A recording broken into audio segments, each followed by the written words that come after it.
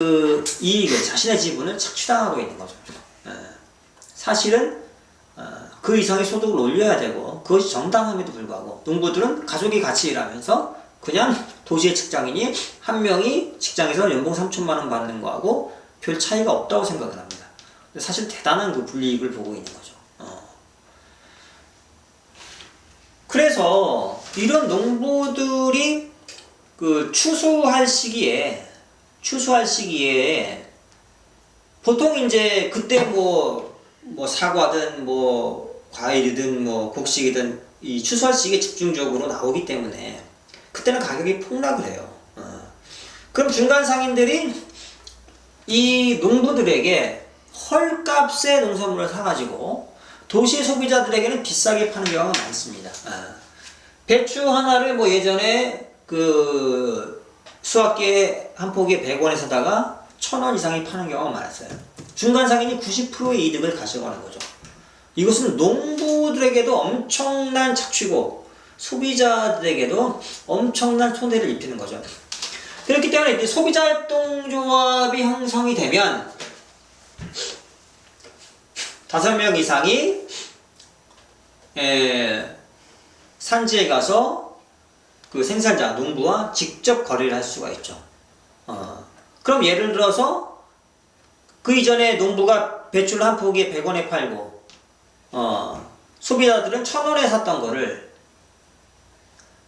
500원에 곧바로 직계약을 하면, 직거래를 하면은 농부들의 소득도 늘어나고 그 소비자들도 이득을 보게 되는 거죠.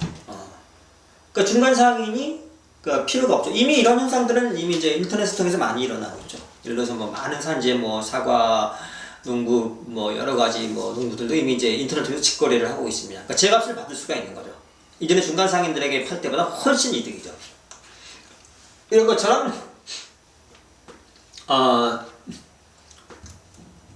소비자 협동조합을 만들면은 생산자 협동조합과 직거래를 통해서 양측 모두에게 이득을 줄 수가 있어요. 그 소비자 협동조합은 만들기도 쉽고 이득이고, 우리가 돈을 버는 것도 버는 거지만 돈을 아껴 쓰는 거, 소비를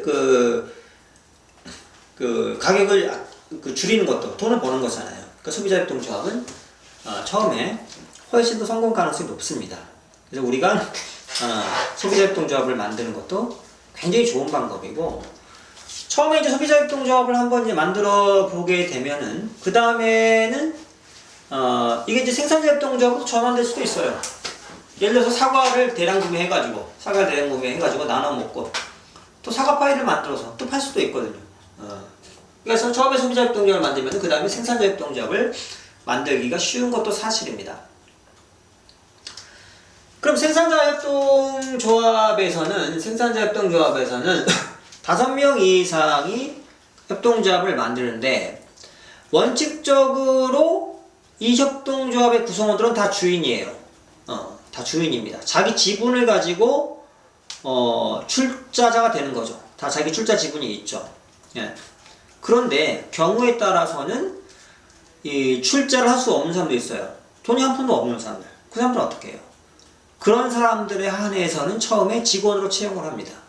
직원으로 채용을 하고 급여의 일부를 출자를 하도록 비축을 하는 거죠. 그래서 6개월 정도의 그 시간 여유를 주고 6개월쯤 지났을 때 지분을 뭐 1%든 2%든 아니면 10%든 이런 식으로 그 사람이 지분을 획득해서 같은 출자자가 될 때까지 기다려주는 거죠.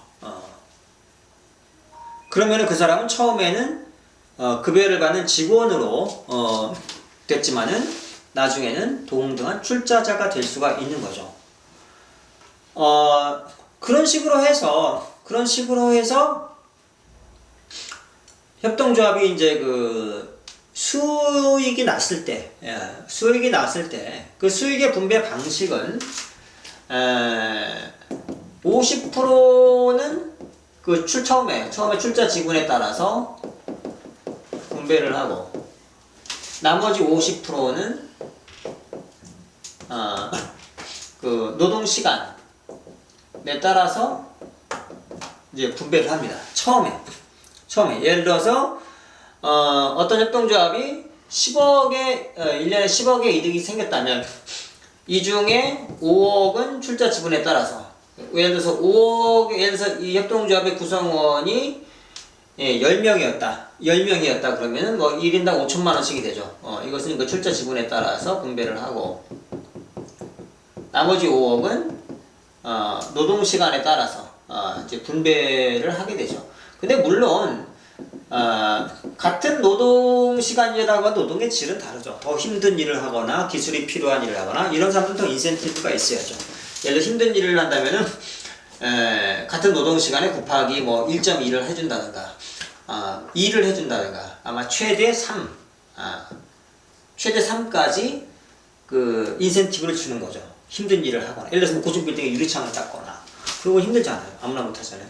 그리고 예를 들어서 경영자거나 이런 것은 전문 지식이 필요하고, 그런 사람들에게는 보통 한 노동시간 곱하기 3 정도를 해주면은 충분한 그 보상을 해줄 수가 있는 거죠. 이런 것처럼 협동조합에서는 모든 사람에게 단순한 직원이 아니라 그러니까 출자자 개념으로 참여할 기회를 주고, 처음에는 50%를 출자 지분으로 수익을 나누고 50%는 노동시간. 나중에는 점점 노동시간의 비중이 커져요. 그러다가 나중에는 25%만 출자 지분에 따라 분배하고 75%는 노동시간에 따라 분배를 하죠. 경우에 따라서는 출자 지분에 대한 분배는 없애버려요. 100%를 노동시간과 기여도에 따라서 분배를 합니다. 그런데 여기서 이제 뭐 장애인이거나 노동을 못하는 상황이 된 사람들, 노동이 못하는 그런 사람들에게는 지분에 따라서 분배를 하고, 그런 사람들에게는 출자 지분에 따라서 충분한 생활을 할 수 있는 정도의 급여가 제공이 돼야죠.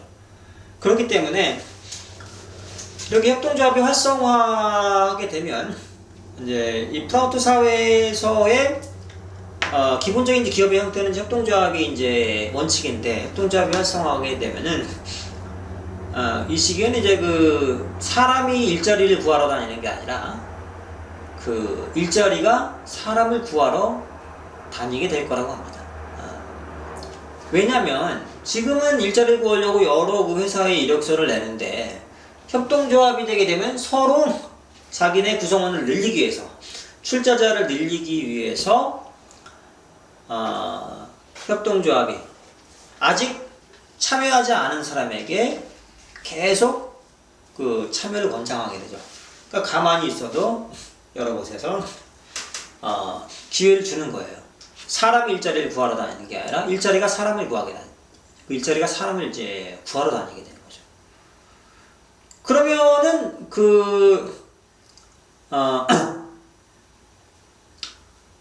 지금과는 이제 그 완전히 그 다른 형태의 그 세상이 이제 펼쳐지는 거죠. 그런데 이제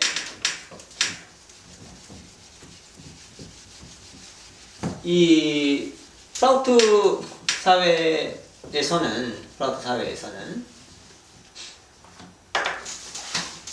그 기업의 형태가 예를 들어서 이제 그 지하 자원을 채굴한다든가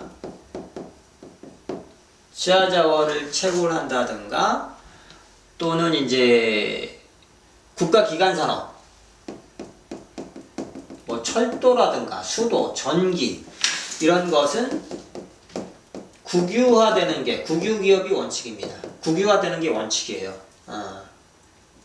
왜냐면 어떤 그 지하자원을 개발했을 때 나는 이익은 엄청나거든요. 예를 들어서 그 베네수엘라 같은 경우는 엄청난 석유 자원이 처음에는 몇몇 그 석유 다국적 기업에 다 그 독점되어 있었어요. 근데 이것을 차베스 대통령이 국유화 시키면서 그때 이제 엄청난 그 충격을 주었죠.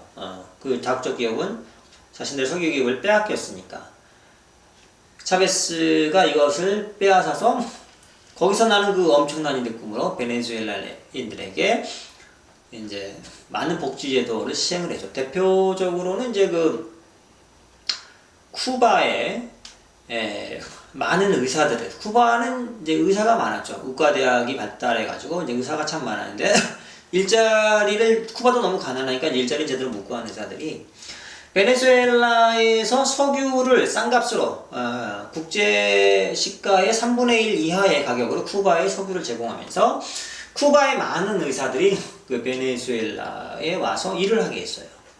그래서 베네수엘라 사람들에게 다 주치의가 생길 정도로 그러니까 베네수엘라의 사람들은 이런 뭐 같은 이제 그 중남미 사람이니까 뭐 어떤 뭐 이질감도 별로 없었을 테고 이런 그 쿠바에서 온 주치의들이 돌봐주게 되면서 뭐 건강도 좋아졌지만은 불필요한 약을 이렇게 복용할 필요가 이제 별로 없었던 거예요. 불필요한 약을 별로 복용할 필요가 없었고 그러면서 건강이 참 좋아졌죠.